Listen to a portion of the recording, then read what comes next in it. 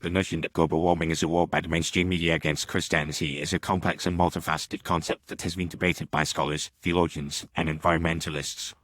At its core, this idea suggests that the media's emphasis on climate change and environmental degradation is a deliberate attempt to undermine Christian values and principles. While this claim may seem far-fetched to some, it is essential to examine the underlying arguments and evidence to understand the motivations behind this notion. One of the primary arguments put forth by proponents of this idea is that the mainstream media's focus on global warming and environmentalism is an attempt to supplant traditional Christian values with a new, secular worldview.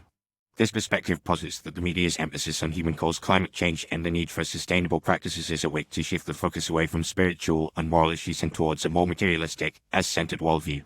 By framing environmentalism as a moral imperative, the media is, in effect, creating a new set of values and principles that compete with traditional Christian teachings.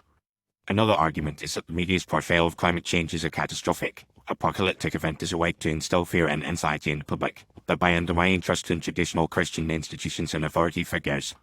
By creating a sense of urgency and crisis around environmental issues, the media is able to shape public opinion and influence policy decisions, often in ways that are at odds with Christian principles. For example, the media's emphasis on the need for drastic, government-led action to combat climate change can be seen as a way to promote a more socialist, collectivist approach to governance, which may be at odds with Christian teachings on individual freedom and responsibility. Furthermore, some argue that the media's coverage of climate change and environmental issues is often characterized by a distinctly anti-Christian bias. For instance, the media's tendency to highlight the environmental activism of secular organizations and individuals, while downplaying or ignoring the efforts of Christian groups, can be seen as a way to marginalize and dismiss Christian perspectives on these issues. Additionally, the media's often hostile treatment of Christian leaders and organizations that question or dissent from the prevailing environmental narrative can be seen as a way to intimidate and silence Christian voices on these issues. It is also worth noting that some Christian leaders and organizations have been vocal in their criticism of the media's coverage of climate change and environmental issues. These leaders argue that the media's emphasis on human-caused climate change and the need for drastic action to combat it is often based on flawed science and a flawed understanding of the relationship between humans and the environment.